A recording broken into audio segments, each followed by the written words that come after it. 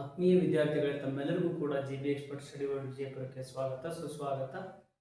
ತಾವೇನಾದರೂ ಹೊಸಬರಾಗಿದ್ದರೆ ನಮ್ಮ ಯೂಟ್ಯೂಬ್ ಚಾನಲ್ಗೆ ಸಬ್ಸ್ಕ್ರೈಬ್ ಮಾಡಿ, ಲೈಕ್ ಕೊಡಿ, ಕಮೆಂಟ್ಸ್ ಮಾಡಿ ಅಂತಕ್ಕಂಥ ಮಾತನಾಡುತ್ತಾ, ಮಕ್ಕಳೇ, ಇವತ್ತು ನಾವು ವಿಶೇಷವಾಗಿ ಮೊರಾರ್ಜಿ ಚಾಣಕ್ಯ ಅಂತಕ್ಕಂಥ ಒಂದು ಸಂಚಿಕೆಗಳನ್ನು ಪ್ರಾರಂಭಿಸ್ತಾ ಇದ್ದೀವಿ. ಇವತ್ತು ಇಂಗ್ಲಿಷ್ ವಿಷಯನ ತಮ್ಮ ತರ್ತಾ ಇದ್ದೇನೆ. ಸೆಂಟೆನ್ಸಸ್ ಅಂದ್ರೆ ವಾಕ್ಯಗಳು. ಸೆಂಟೆನ್ಸ್ ಅಂದ್ರೆ ಇದರ ಅರ್ಥ ಏನಂತಂದ್ರೆ ವಾಕ್ಯಗಳು. ಸೆಂಟೆನ್ಸ್ ಅಂದ್ರೆ ವಾಕ್ಯ, ಸೆಂಟೆನ್ಸಸ್ ಅಂದ್ರೆ ಇಟ್ಸ್ ಆಲ್ಸೋ ಪ್ಲೂರಲ್, ವಾಕ್ಯಗಳು ಅಂತ. ಬಹಳ ಅದ್ಭುತವಾಗಿರ್ತಕ್ಕಂಥ ವಿಶೇಷವಾಗಿರ್ತಕ್ಕಂಥ ಮಾಹಿತಿಯನ್ನು ನಮಗೆ ಕೊಡ್ತಾ ಇದ್ದೀನಿ.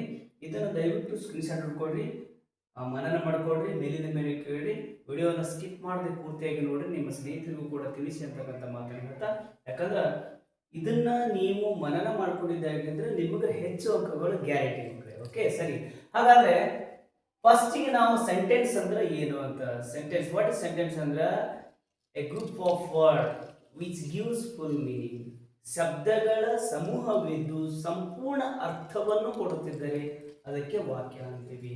ಶಬ್ದಗಳ ಸಮೂಹವಿದ್ದು, a group of word which gives full meaning. ಶಬ್ದಗಳ ಸಮೂಹವಿದ್ದು ಸಂಪೂರ್ಣವಾಗಿರ್ತಕ್ಕಂಥ ಅರ್ಥವನ್ನು ಕೊಡುತ್ತಿದ್ರೆ ಅದಕ್ಕೆ ನಾವು ಕರಿತೀವಿ ಅಂತಂದ್ರೆ ಸೆಂಟೆನ್ಸ್ ಅಂತ ಕರಿತೀವಿ. ಅಸರ್ಟಿವ್ ಸೆಂಟೆನ್ಸ್ ಅಂದ್ರೆ ಹೇಳಿಕೆಯ ವಾಕ್ಯ.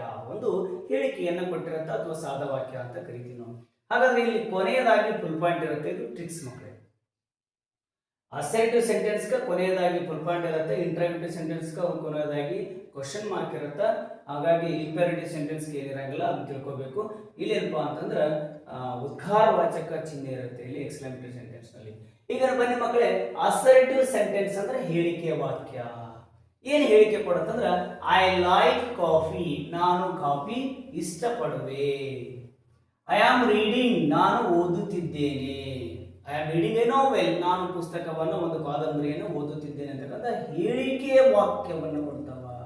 ಹೇಳಿಕೆಯನ್ನು ಕೊಡೋದಕ್ಕೆ ನಾವು ಹೇಳ್ತೀವಿ ಅಂದ್ರೆ ಅಸರ್ಟಿವ್ ಸೆಂಟೆನ್ಸ್. ಕೊನೆಯದಾಗಿ ಫುಲ್ ಪಾಯಿಂಟ್ ಆಗಿರುತ್ತ. ಅದನ್ನು ನೀವು ಸರಿಯಾಗಿ ತಿಳ್ಕೋಬೇಕು.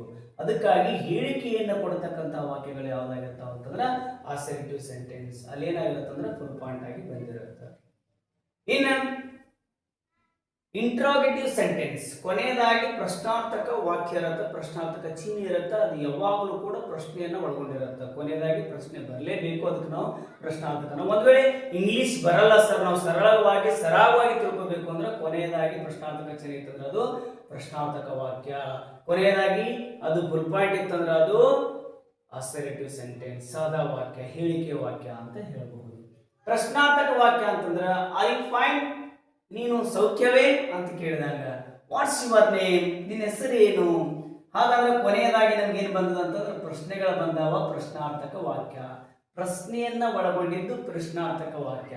ಕೊನೆಗೆ ಯಾವಾಗಲೂ ಕೂಡ ಪ್ರಶ್ನೆ ಇರುತ್ತೆ, ಅದನ್ನ ನಾವು ಪ್ರಶ್ನಾರ್ಥಕ ವಾಕ್ಯ ಅಂತ ಕರಿತೀವಿ. ಪ್ರಶ್ನೆ ಇರುವುದನ್ನು ನಾವು ಪ್ರಶ್ನಾರ್ಥಕ ವಾಕ್ಯ ಅಂತ ಕೂಡ ಕರಿತೀವಿ. ಇಂಟ್ರಾಗೇಟಿವ್ ಸೆಂಟೆನ್ಸ್, ಪ್ರಶ್ನಾರ್ಥಕ ವಾಕ್ಯ, ಪ್ರಶ್ನೆಗಳನ್ನ ಒಳಗೊಂಡಿರುತ್ತೆ. What's your name, where are you going, what are you doing ಅಂತಕ್ಕಂಥದ್ದು, ವೇರ್ ಆರ್ ಯು ಗೋಯಿಂಗ್. ಹಿಂಗ ಕೊನೆಯದಾಗಿ ಪ್ರಶ್ನೆಗಳನ್ನ ಒಳಗೊಂಡಿದ್ದನ್ನು ನಾವು ಏನು ಕರಿತೀವಿ ಅಂದ್ರೆ ಪ್ರಶ್ನಾರ್ಥಕ ವಾಕ್ಯ ಅಂತ ಕರಿತೀವಿ. ಹಾಗಾಗಿ ಅದನ್ನು ನಾವು ಇಂಟ್ರಾಗೇಟಿವ್ ಸೆಂಟೆನ್ಸ್, ಕೊನೆಯದಾಗಿ ಏನಿರುತ್ತೆ ಪ್ರಶ್ನಾರ್ಥಕ ಚಿಹ್ನೆ ಇರುತ್ತೆ. ಹಾಗಾದ್ರೆ ನಾವು ಇಂಪೇರೇಟಿವ್ ಸೆಂಟೆನ್ಸ್, ಆಜ್ಞಾಧಾರಕ ವಾಕ್ಯ ಅಂತ ಕರಿತೀವಿ. ಇಂಪೇರೇಟಿವ್ ಸೆಂಟೆನ್ಸ್ ನಲ್ಲಿ ನಾವು ಕೆಲವೊಂದಿಷ್ಟು ಪಾಯಿಂಟ್ಸ್ ಗಳನ್ನ ನೋಡ್ತೀವಿ. ಆರ್ಡರ್ ಇರಬಹುದು, ಆಜ್ಞಾಧಾರಕ ವಾಕ್ಯದಲ್ಲಿ ಆರ್ಡರ್ ಇರಬಹುದು, ರಿಕ್ವೆಸ್ಟ್ ಇರಬಹುದು, ಅಡ್ವೈಸ್ ಇರಬಹುದು, ಇನ್ಸ್ಟ್ರಕ್ಷನ್ ಇರಬಹುದು. 4 ಪಾಯಿಂಟ್ಗಳು ಇರಬಹುದು.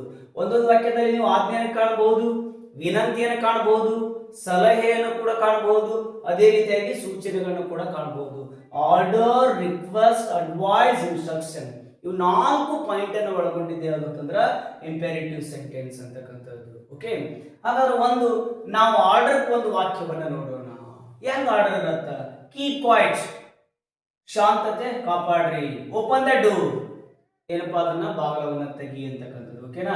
ಇನ್ನು ವಿನಂತಿಗೆ ಒಂದು ವಾಕ್ಯವನ್ನ ಕೊಡ್ರಿ ಸರ್. ರಿಕ್ವೆಸ್ಟ್ ಹೆಂಗಿರತ್ತ ಅಂತ ಕೇಳಿದ್ರೆ ಪ್ಲೀಸ್ ಕಮ್ ಕ್ವಿಕ್ಲಿ, ದಯವಿಟ್ಟು ಬೇಗ ಬಾ ಅಂತಕ್ಕಂಥದ್ದು. ಪ್ಲೀಸ್ ಗಿವ್ ಮೈ ಪೆನ್, ದಯವಿಟ್ಟು ನನ್ನ ಪೆನ್ನನ್ನು ಕೊಡು ಅಂತಕ್ಕಂಥದ್ದು. ಪ್ಲೀಸ್ ಹೆಲ್ಪ್ ಮೀ, ದಯವಿಟ್ಟು ನನಗೆ ಸಹಾಯ ಮಾಡು. ಹಾಗಾದ್ರೆ ಈ ಇಂಪೇರೇಟಿವ್ ವಾಕ್ಯದಲ್ಲಿ ಸೆಂಟೆನ್ಸ್ ನಲ್ಲಿ ವಿನಂತಿಗಳನ್ನು ಕೂಡ ನಾವು ಕಾಣಬಹುದು. ಓಕೆನಾ?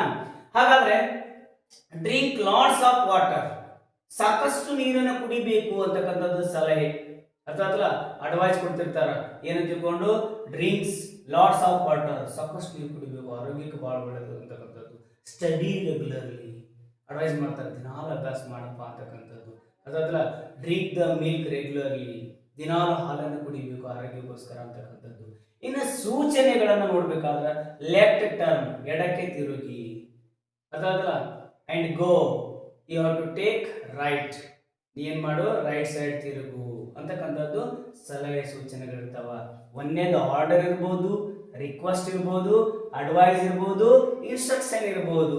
ಕನ್ನಡದಲ್ಲಿ ಆಜ್ಞೆಗಳ ಕೂಡ ವಾಕ್ಯಗಳಿರ್ತಾವ, ಆಜ್ಞೆ ಇರುತ್ತೆ ಅದರಲ್ಲಿ, ವಿನಂತಿ ಇರ್ತದೆ ಅದರಲ್ಲಿ, ಸಲಹೆಗಳಿರ್ತಾವ, ಸೂಚನೆಗಳಿರ್ತಾವ. ಇಂತಹ ಅಂಶಗಳನ್ನ ಒಳಗೊಂಡಿದ್ದು ಯಾವುದು ಅಂತಂದ್ರೆ imperative sentence.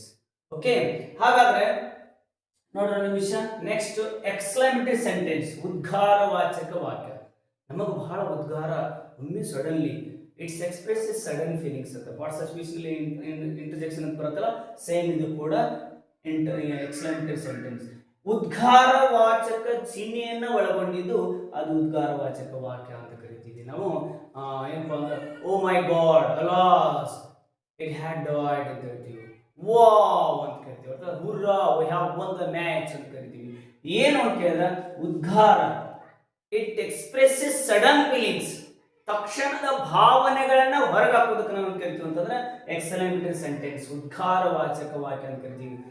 What A beautiful shot it was ಅಂತ ಕರಿತೀವಿ. ಎಂತಹ ಒಂದು ಶಾಟ್ ಇತ್ತಪ್ಪ ಅಂತ ಹೇಳಿ ಉದ್ಗಾರ ಮಾಡ್ತೀವಿ. Wow, this place is amazing ಅಂತ ಕರಿತೀವಿ. ಎಂತಹ ಸ್ಥಳ ಇದು, ಬಹಳ ಅಮೇಜಿಂಗ್ ಆಗಿದೆ ಅಂದ್ರ ಇದರರ್ಥ ಉದ್ಗಾರವಾಚಕ ವಾಕ್ಯವನ್ನ, ಉದ್ಗಾರವಾಚಕ ಚಿಹ್ನೆಯನ್ನ ಸೂಚಿಸ್ತಿತ್ತು ಅಂದ್ರೆ ಅದು ನಮ್ಗೆ ಉದ್ಗಾರವಾಚಕ ವಾಕ್ಯ ಅಂತ ಆಗತ್ತ.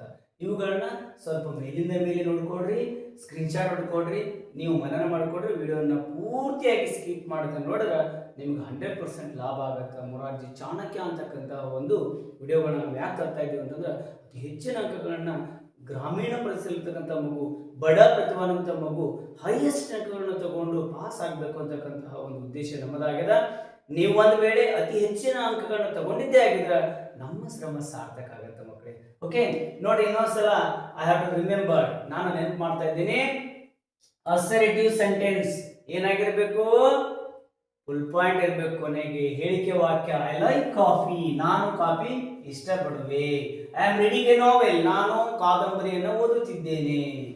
ಈ ಹೇಳಿಕೆಯನ್ನ ತೋರಿಸ್ಕೊಡುತ್ತ, ಅದು ವಿವರಣೆಯನ್ನು ತೋರಿಸ್ಕೊಡುತ್ತ ಅಥವಾ ಹೇಳಿಕೆಯನ್ನು ತೋರಿಸ್ಕೊಡುತ್ತ. ಇಂಟ್ರಾಗೇಟಿವ್ ಸೆಂಟೆನ್ಸ್, ಪ್ರಶ್ನಾರ್ಥಕ ವಾಕ್ಯ, ಪ್ರಶ್ನೆಯನ್ನು ಒಳಗೊಂಡಿದ್ದು ಪ್ರಶ್ನಾರ್ಥಕ ವಾಕ್ಯ. ರಿಫೈನ್ಡ್, ಕೊನೆಗೆ ಪ್ರಶ್ನೆಯ ಚಿಹ್ನೆಗಳನ್ನು ಒಳಗೊಂಡಿದ್ದು ಪ್ರಶ್ನಾರ್ಥಕ ಚಿಹ್ನೆಯನ್ನು ಒಳಗೊಂಡಿದ್ದರೆ ಅದು ಪ್ರಶ್ನಾರ್ಥಕ ವಾಕ್ಯ. ಇಂಗ್ಲಿಷ್ನಲ್ಲಿ ಇಂಟ್ರಾಗೇಟಿವ್ ಸೆಂಟೆನ್ಸ್ ಅಂತ. ರಿಫೈನ್ಡ್, ನೀನು ಸೌಖ್ಯವೇ? ವಾಟ್ಸ್ ಯುವರ್ ನೇಮ್, ನಿನ್ನ ಹೆಸರೇನು ಅಂತಕ್ಕಂಥದ್ದು. ಅದಾದ್ರ where are you going, what are you doing ಅಂತಕ್ಕಂಥದ್ದು. ಓಕೆ, ಇನ್ನು ಇಂಪೇರೇಟಿವ್ ಸೆಂಟೆನ್ಸ್ ನಾನು ಹೇಳ್ಬಿಟ್ಟಿದ್ದೀನಿ. ಆ ವಾಕ್ಯದಲ್ಲಿ ಒಂದು ವೇಳೆ ಆರ್ಡರ್ ಬಂದಿತ್ತು, ರಿಕ್ವೆಸ್ಟ್ ಬಂದಿತ್ತು, ಅಡ್ವೈಸ್ ಬಂದಿತ್ತು, ಇನ್ಸ್ಟ್ರಕ್ಷನ್ ಬಂದಿತ್ತು, ಅಥವಾ ಆಜ್ಞೆ, ವಿನಂತಿ, ಸಲಹೆ, ಸೂಚನೆಗಳಿದ್ದು ಅಂದ್ರೆ ಅದನ್ನು ನಾವು ಆಜ್ಞಾಧಾರಕ ವಾಕ್ಯ ಅಂತ ಕರಿತೀವಿ. ಕೀಪ್ ಕ್ವೈಟ್, ಶಾಂತತೆ ಕಾಪಾಡಿ. ಓಪನ್ ದ ಡೋರ್, ಬಾಗಿಲು ತೆರಿ ಅಂತಕ್ಕಂಥದ್ದು. ಅರ್ಥ ಆಯ್ತಲ್ಲ? ಇನ್ನ ಸರ್ ನಮಗೆ ವಿನಂತಿಗೋಸ್ಕರ ಒಂದು ವಾಕ್ಯವನ್ನು ಕೊಡ್ರಿ ಅಂತಂದ್ರೆ ಪ್ಲೀಸ್ ಕಮ್ ಕ್ವಿಕ್ಲಿ, ದಯವಿಟ್ಟು ಬೇಗ ಬಾ ಅಂತಕ್ಕಂಥ. ಪ್ಲೀಸ್ ಓಪನ್ ದ ಡೋರ್, ದಯವಿಟ್ಟು ಬಾಗಿಲವನ್ನು ತೆಗಿ. ಪ್ಲೀಸ್ ಹೆಲ್ಪ್ ಮೀ, ದಯವಿಟ್ಟು ನನಗೆ ಹೆಲ್ಪ್ ಮಾಡು, ಸಹಾಯವನ್ನು ಮಾಡು ಅಂತ. ಡ್ರಿಂಕ್ ಲಾಟ್ಸ್ ಆಫ್ ವಾಟರ್, ಸಾಕಷ್ಟು ನೀರನ್ನು ಕುಡಿಯಿರಿ. ಇದು ಕೂಡ ಏನು ಕೊಡುತ್ತಂದ್ರೆ ಸಲಹೆಯನ್ನು ತೋರಿಸ್ಕೊಡುತ್ತ. ಅಥವಾ ಡಾಕ್ಟರ್ ಹೇಳ್ತಾರೆ ಆರೋಗ್ಯ ನಮ್ಗೆ ಕೆಟ್ಟಾಗ ದಯವಿಟ್ಟು ಜಾಸ್ತಿ ನೀರು ಕುಡಿರಿ ಅಂತ ಹೇಳ್ತಾರೆ. ನೋಡ್ರಿ, ಇನ್ನು ನೆಕ್ಸ್ಟ್ ಸೂಚನೆ ಏನಂದ್ರೆ ಟರ್ನ್ ಲೆಫ್ಟ್, ಎಡಕ್ಕೆ ತಿರುಗಿರಿ, ಅಂಡ್ ಟೇಕ್ ರೈಟ್, ನೀವು ರೈಟ್ ಅನ್ನ ಅಥವಾ ಬಲಭಾಗಕ್ಕೆ ತಿರುಗಿರಿ ಅಂತಕ್ಕಂಥದ್ದು. ಇವೆಲ್ಲವೂ ಏನು ತೋರಿಸ್ಕೊಡ್ತಪ್ಪ ಅಂತಂದ್ರೆ ಇಂಪೇರೇಟಿವ್ ಸೆಂಟೆನ್ಸ್, ಆಜ್ಞಾಧಾರಕ ವಾಕ್ಯ. ಆಜ್ಞಾಧಾರಕ ವಾಕ್ಯದಲ್ಲಿ ನೀವು ಆರ್ಡರ್ ಕಾಣ್ಬೋದು, ರಿಕ್ವೆಸ್ಟ್ ಕಾಣ್ಬೋದು, ಅಡ್ವೈಸ್ ಕಾಣ್ಬೋದು, ಇನ್ಸ್ಟ್ರಕ್ಷನ್ ಕಾಣ್ಬೋದು. ಓಕೆ ಮಕ್ಕಳೇ, ಹಾಗಾದ್ರೆ ಎಕ್ಸ್ಕ್ಲಮೇಟರಿ ಸೆಂಟೆನ್ಸ್, ಉದ್ಗಾರವಾಚಕ ವಾಕ್ಯ. ಇಟ್ ಎಕ್ಸ್ಪ್ರೆಸಸ್ ಸಡನ್ ಫೀಲಿಂಗ್ಸ್, ತಕ್ಷಣದ ಭಾವನೆಗಳನ್ನ ಹೊರಗೆ ಹಾಕೋದಕ್ಕೆ ನಾವೇನು ಕರಿತೀವಿ ಅಂತಂದ್ರೆ ಉದ್ಗಾರವಾಚಕ ವಾಕ್ಯ ಅಂತ ಕರಿತೀವಿ. What A beautiful shot it was ಅಂತ ಕರಿತೀವಿ.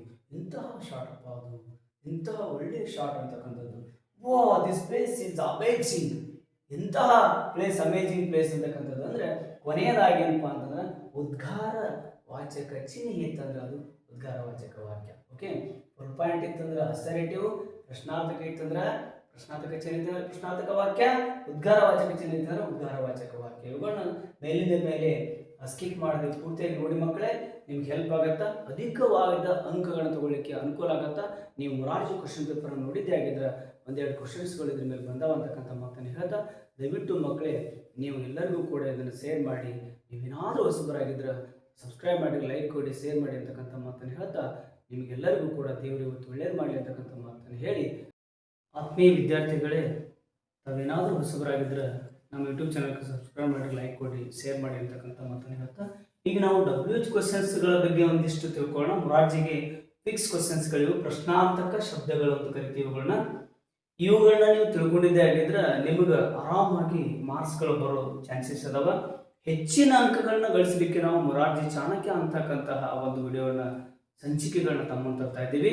ಈಗ ನೋಡ್ರಿ, who, what, when, where, why, which, how, whose ಇವೆಲ್ಲ ಪ್ರಶ್ನೆಗಳನ್ನ ಯಾವ್ಯಾವ ಸಂದರ್ಭದಲ್ಲಿ ಬಳಸ್ತೀವಿ, ಎದಕ್ಕೆ ಬಳಸ್ತೀವಿ, ಯಾವ ಸಂದರ್ಭದಲ್ಲಿ ಬಳಸ್ತೀವಿ ಅನ್ನೋದನ್ನ ಸ್ವಲ್ಪ ನಾವಿಲ್ಲಿ ತಿಳ್ಕೋಬೇಕು. ಹೂ ಎಲ್ಲಿ ಬಳಸ್ತೀವಿ ಅಂದ್ರೆ ಕ್ವಶನ್ಸ್ ಟು ಆಸ್ಕ್ ಪೀಪಲ್, ಜನರಿಗೆ ಪ್ರಶ್ನೆಯನ್ನ ಮಾಡುವಾಗ ನಾವು ಹೂ ಅನ್ನು ಬಳಸ್ತೀವಿ. ನಾವು ಜನರಿಗೆ ಏನಪ್ಪಾ ಅಂದ್ರ ಪ್ರಶ್ನೆಗಳನ್ನ ಮಾಡುವಾಗ compulsory you have to use must and should, you have to use who ಅಂತ ಬಳಸ್ತೀವಿ. ಕ್ವಶನ್ಸ್ ಟು ಆಸ್ಕ್ ಪೀಪಲ್, ಜನರಿಗೆ ನಾವೇನಾದ್ರೂ ಪ್ರಶ್ನೆಗಳನ್ನ ಮಾಡಬೇಕಾಗಿತ್ತು ಅಂತಂದ್ರೆ ನಾವಲ್ಲಿ ಹೂ ಅಂತಕ್ಕಂಥ ಶಬ್ದವನ್ನು ಬಳಸ್ತೀವಿ. ಹೂ ಆರ್ ಯು, ನೋಡ್ರಿ, ನೀನು ಯಾರು. ಹೂ ಈಸ್ ಹಿ, ಆತ ಯಾರು ಅಂತಕ್ಕಂಥದ್ದನ್ನ, ಅಂದ್ರೆ ಜನರಿಗೆ ಪ್ರಶ್ನೆಗಳನ್ನ ಮಾಡುವಾಗ ಮಾತ್ರ ನಾವೇನ್ ಬಳಸ್ತೀವಪ್ಪ ಅಂತಂದ್ರ ಹೂವನ್ನ ಬಳಸ್ತೀವಿ. ಸ್ವಲ್ಪ ನಿಮಗ ನೆನಪಿರ್ಲಿ, ಜನರಿಗೆ ಪ್ರಶ್ನೆಯನ್ನ ಮಾಡುವಾಗ ಹೂವನ್ನು ಬಳಸ್ತೀವಿ. Question to ask people. In next what ಯಾವಾಗ ಬಳಸ್ತೀವಿ? ವಾಟ್ ಆನ್ಸರ್ ಎಂತ ಸಂದರ್ಭದಲ್ಲಿ ಬಳಸ್ತೀವಿ ಅಂದ್ರೆ ಕ್ವಶನ್ಸ್ ಟು ಆಸ್ಕ್ ಸಮಥಿಂಗ್, ಏನಾದ್ರೂ ವಿಶೇಷವಾಗಿ ನಾವು ಬಳಸಬೇಕಾಗಿತ್ತು ಅಂತಂದ್ರೆ, ಏನಾದ್ರೂ ವಿಶೇಷ, ಸಮಥಿಂಗ್ ಅಂದ್ರೆ ವಿಶೇಷ ಆಗಿರ್ಬೋದು, ವಸ್ತುಗಳ ಕುರಿತಾಗಿರ್ಬೋದು, ನಾವು ಪ್ರಶ್ನೆಗಳನ್ನ ಮಾಡುವಾಗ ವಾಟ್ ಅಂತ ಬಳಸ್ತೀವಿ. ಓಕೆ, ನೋಡ್ರಿ ಒಂದು ನಿಮಿಷ. ಪ್ರಶ್ನೆಗಳನ್ನ ಅಂತಂದ್ರೆ ವಾಟ್ ಎಲ್ಲಿ ಬಳಸ್ತೀವಿ ಅಂತಂದ್ರೆ, ನಾವು ವಸ್ತುಗಳ ಕುರಿತಾಗಿ ವಿಶೇಷವಾಗಿ ಏನಾಗ್ತಿದ್ರೆ ನೋಡ್ರಿ, ವಾಟ್ ಈಸ್ ಇಟ್, ಅರ್ಥ ಆಗತ್ತಲ್ಲ, ವಾಟ್ ಈಸ್ ಇಟ್, ನೋಡ್ರಿ ಏನಿದು ಅಂತಕ್ಕಂಥದ್ದು. ವಾಟ್ಸ್ ಯುವರ್ ನೇಮ್, ನಿನ್ನ ಹೆಸರು ಏನು ಅಂತಕ್ಕಂಥ ಸಂದರ್ಭದಲ್ಲಿ ಬಳಸುವಾಗ, ಸಮಥಿಂಗ್ ವಿಶೇಷವಾಗಿ ನಾವು ಬಳಸುವಾಗ ನಾವು ವಾಟ್ ಅಂತ ಬಳಸ್ತೀವಿ. ಇನ್ನು ವೆನ್, ವೆನ್ ಅಂದ್ರೆ ಯಾವಾಗ, ಇದರ ಅರ್ಥ questions to ask about time, time ಬಗ್ಗೆ ನೀವು ಏನಾದ್ರೂ ಪ್ರಶ್ನೆಯನ್ನ ಮಾಡಬೇಕಾಗಿತ್ತು ಅಂದ್ರೆ ವೆನ್ ಅನ್ನ ಬಳಸಲೇಬೇಕು. ಟೈಮ್ ಬಗ್ಗೆ ನೀವು ಪ್ರಶ್ನೆಯನ್ನು ಮಾಡುವಾಗ ವೆನ್ ಅಂತ ಬಳಸಬೇಕು. Questions to ask about time. When is your birthday, ನಿನ್ನ ಬರ್ತ್ಡೇ ಜನ್ಮದಿನ ಯಾವಾಗ, ಟೈಮ್ ಅಂತ ತೋರಿಸುತ್ತಲ್ಲಿ ಯಾವಾಗ, ಎಂದು ಅಂತ ತೋರಿಸಿದಾಗ ವೆನ್ ವೇರ್ ಯು ಬಾರ್ನ್, ಯಾವಾಗ ನೀವು ಹುಟ್ಟಿದಿ ಅಂತಕ್ಕಂಥದ್ದು, ಆ ಟೈಮ್ ಆ ವೇಳೆಯನ್ನ ಸೂಚಿಸ್ತು ಅಂತಂದ್ರೆ ಆ ಸಂದರ್ಭ, ಆ ವೇಳೆಯನ್ನ ಸಮಯವನ್ನು ಸೂಚಿಸುವ ಸಂದರ್ಭದಲ್ಲಿ ನಾವು ವೆನ್ ಅಂತಕ್ಕಂಥದ್ದನ್ನ ಬಳಸಬೇಕು. Questions to ask about time, time ಕುರಿತಾಗಿರ್ತಕ್ಕಂಥದ್ರ ಬಗ್ಗೆ ಇತ್ತಂದ್ರೆ ನಾವು ವೆನ್ ಅಂತ ಬಳಸಬೇಕು. ಇಂತಹ ಪದಗಳ ಅರ್ಥ ನಮ್ಗೆ ಇರಬೇಕು. ಯಾವಾಗಲೂ ಬಳಸ್ತೀವಿ, ಯಾವ ಸಂದರ್ಭದಲ್ಲಿ ಯಾವ ಪದಗಳನ್ನ ಬಳಸಬೇಕು ಅನ್ನೋದು ನಮ್ಗೆ ಜ್ಞಾನ ಇಲ್ಲ. ಓಕೆ, ವೇರ್ ಏನ್ ಬಳಸಬೇಕು, ವೇರ್ ಅಂತ ಬಳಸಬೇಕು. ಇಲ್ಲಿ ನೋಡಿ, questions to ask about place, ಸ್ಥಳದ ಕುರಿತಾಗಿ ಇರ್ತಕ್ಕಂಥ ಪ್ರಶ್ನೆಗಳನ್ನ ನಾವು ರಚನೆ ಮಾಡಬೇಕಾಗಿತ್ತು ಅಂದ್ರೆ ಅಲ್ಲಿ ವೇರ್ ಬಳಸಬೇಕು. ಸ್ಥಳಗಳ ಕುರಿತಾಗಿರ್ತಕ್ಕಂಥ ಪ್ರಶ್ನೆಗಳಿದ್ವು ಅಂದ್ರೆ ನಾವು ಅಲ್ಲಿ ವೇರ್ ಬಳಸಬೇಕು. Questions to ask about place, ಸ್ಥಳದ ಕುರಿತಾಗಿ ವೆರ್ ಈಸ್ ಯುವರ್ ಬುಕ್, ಎಲ್ಲಿನ ಬುಕ್ ಐತಿ, ನೋಡ್ರಿ ವೇರ್ ಆರ್ ಯು ಫ್ರಮ್, ಎಲ್ಲಿಂದ ಬಂದಿ, ಸ್ಥಳದ ಕುರಿತಾಗಿತ್ತಂದ್ರ ಯಾಕ, ನೋಡ್ರಿ ನಾವು ಎಲ್ಲಿ ಅಂತಕ್ಕಂಥ ಪ್ರಶ್ನೆಯನ್ನು ನಾವು ತಿಳಿಬೇಕು. ಪ್ಲೇಸ್ ಅಂತಕ್ಕಂಥದ್ದು ಸ್ಥಳದ ಕುರಿತಾಗಿದ್ದಾಗ. ಓಕೆ, ಇನ್ನ ವಾಯ್ ಅನ್ನೋ ಕ್ವಶನ್ ಅನ್ನು ನಾವು ಯಾವಾಗ ಬಳಸ್ತೀವಿ, ವಾಯ್ ಅಂತ ಯಾವಾಗ ಬಳಸ್ತೀವಿ ಅಂದ್ರೆ questions to ask reason for something, ಏನಾದ್ರೂ ಒಂದಕ್ಕೆ ಕಾರಣ ಇರಬೇಕು, ಆ ಸಂದರ್ಭದಲ್ಲಿ ನಾವು ವಾಯ್ ಅಂತ ಬಳಸ್ತೀವಿ. ನೋಡ್ರಿ ಹೆಂಗಂದ್ರ, why are you so late, ಕಾರಣ ಕೊಡು, ಯಾಕೆ ಲೇಟ್ ಆಯ್ತು, ಕಾರಣವನ್ನ ಕೊಡ್ತಿದ್ರ, ಕಾರಣವನ್ನ ತಿಳಿಸ್ತಿದ್ರ, ಕಾರಣ ಕೊಡ್ಲಿಕ್ಕೆ ಅನುಕೂಲ ಆಗ್ತಿತ್ತಂದ್ರ ಅಲ್ಲಿ ನಾವು ವಾಯ್ ಅಂತಕ್ಕಂಥದ್ದನ್ನ ನಾವು ಬಳಸಬೇಕು. Why are you so late, why are you so crying, why are you so dull, ಯಾಕೆ ನೀ ಹೇಳಕತ್ತಿದಿ, ಯಾಕೆ ಇವತ್ತು ಡಲ್ ಆಗಿದಿ ಅಂತಕ್ಕಂಥ ಪ್ರಶ್ನೆಯನ್ನು ಮಾಡುವಾಗ ನಾವು ವಾಯ್ ಅಂತ ಬಳಸಬೇಕು. ಇನ್ನು ವಿಚ್ ಯಾವಾಗ ಬಳಸಬೇಕು, questions to ask about choices, choice ಇದ್ದಾಗ ನೀವೇನ್ ಮಾಡಬಹುದು ಅಂದ್ರೆ ವಿಚ್ ಅಂತಕ್ಕಂತಹ ಒಂದು ಶಬ್ದವನ್ನು ಬಳಸಬೇಕು. ಚಾಯ್ಸ್ ಅಂದ್ರೆ ಆಯ್ಕೆಗಳಿದ್ದಾಗ, ನಿಮ್ಗೆ ಮಾತಾಡುವಾಗ ಆಯ್ಕೆಗಳು ಬಂದಾಗ ಅಲ್ಲಿ ಏನಪ್ಪ ಅಂತಂದ್ರೆ ನೀವು ವಿಚ್ ಅಂತ ಬಳಸ್ಬೋದು.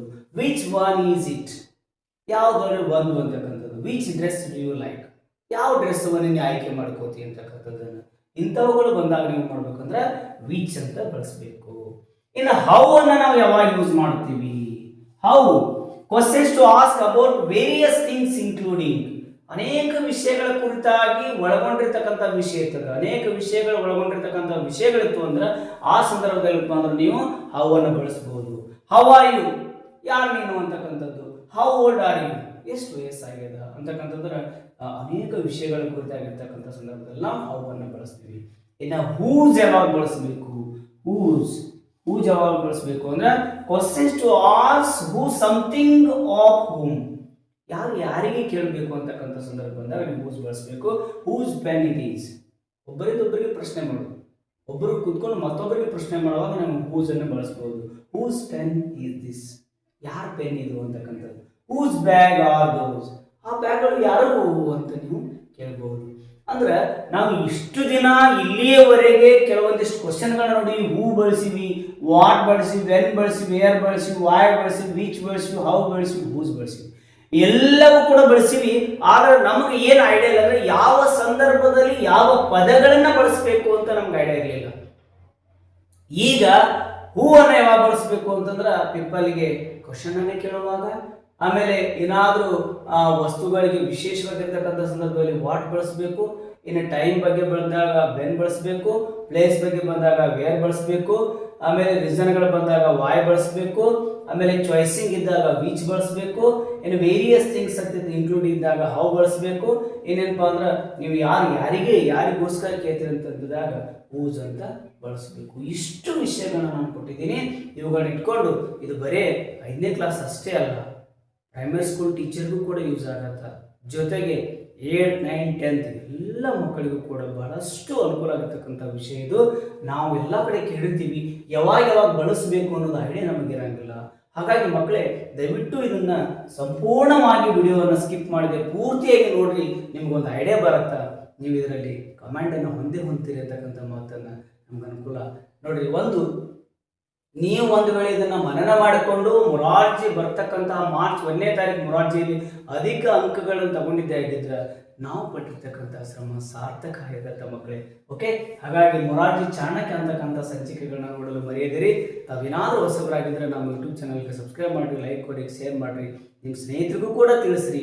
ಬಹಳ ಉನ್ನತವಾಗಿರ್ತಕ್ಕಂತಹ ನೋಡ್ರಿ, ಇಲ್ಲಿರ್ತಕ್ಕಂತಹ ಮಾಹಿತಿಗಳನ್ನ ಕಲೆ ಹಾಕೊಂಡು ತಮ್ಮನ್ನು ತರ್ತಾ ಇದ್ದೀನಿ. ದಯವಿಟ್ಟು ಕೂಡ ಇದನ್ನ ಮನನ ಮಾಡ್ಕೊಡ್ರಿ. ಇನ್ನು 3 ಕ್ವಶನ್ಗಳನ್ನ ಕೇಳ್ತೀನಿ, ನೀವು ಇದಕ್ಕೆ ಆನ್ಸರ್ ಮಾಡ್ರಿ. ಡ್ಯಾಶ್ ಯು ನೋಡ್ರಿ, dash are you going, dash are you going ಅಂತಕ್ಕಂಥ ಕ್ವಶನ್ ಇದೆ. ಆಗ ನೀವು ಇದನ್ನ ಏನ್ ಬಳಸಬೇಕು ಅಂತಕ್ಕಂಥದ್ದು ಹತ್ರ ನೋಡ್ರಿ. ಇಲ್ಲಿ ಏನ್ ಬಳಸ್ತೀರಿ? ವೇರ್ ಆರ್ ಯು ಗೋಯಿಂಗ್ ಅಂತ ಬಳಸಿದ್ರೆ ಸಾಕು. ಏನ್ ನೋಡ್ರಿ, ಎರಡನೇದು ಡ್ಯಾಶ್ ಈಸ್ ಯುವರ್ ನೇಮ್, ಇಲ್ಲಿ ಪ್ರಶ್ನೆ ಮಾಡಬೇಕು. ಹಾಗಾಗಿ ಏನ್ ಬಳಸ್ತೀರಿ? ವಾಟ್ ಈಸ್ ಯುವರ್ ನೇಮ್ ಅಂತ ಬಳಸ್ತೀರಿ. ಏನು ಮೂರನೇದು ನೋಡ್ರಿ, ಡ್ಯಾಶ್ ಆರ್ ಯು ಅಂತ ಬಂದಾಗ ಹೂ ಆರ್ ಯು ಅಂತ ಬಳಸ್ತೀರಿ. ಇವುಗಳನ್ನ ಸಂಪೂರ್ಣವಾಗಿ ವಿಡಿಯೋನ ಸ್ಕಿಪ್ ಮಾಡದೆ ಪೂರ್ತಿಯಾಗಿ ನೋಡ್ಕೊಳ್ರಿ, ಸ್ಕ್ರೀನ್ಶಾಟ್ ಹೊಡ್ಕೊಳ್ರಿ, ನಿಮ್ಗೆ ಅರ್ಥ ಹಾಗೆ ಆಗತ್ತೆ ಮಕ್ಕಳೇ. ದಯವಿಟ್ಟು ಕೂಡ ನಿಮ್ಮ ಸ್ನೇಹಿತರಿಗೆ ತಿಳಿಸಿ. ಇಂಥ ಮಾಹಿತಿಯನ್ನು ನೀವೆಂದೂ ಕೂಡ ಬಿಡಬೇಡ್ರಿ. ಮೇಲಿಂದ ಮೇಲೆ ಪದೇ ನೋಡಿದಾಗ ನಿಮಗೆ ಮನನ ಆಗತ್ತೆ ಅಂತಕ್ಕಂಥ ಮಾತನ್ನು ಹೇಳ್ತಾ ಇವತ್ತು ದೇವರು ನಿಮ್ಗೆ ಒಳ್ಳೇದು ಮಾಡಲಿ ಅಂತಕ್ಕಂಥ ಮಾತನ್ನು ಹೇಳ್ತಾ ಈ ಕ್ಲಾಸನ್ನು ಮುಗಿಸ್ತಾ ಇದ್ದೀನಿ. ಧನ್ಯವಾದಗಳು.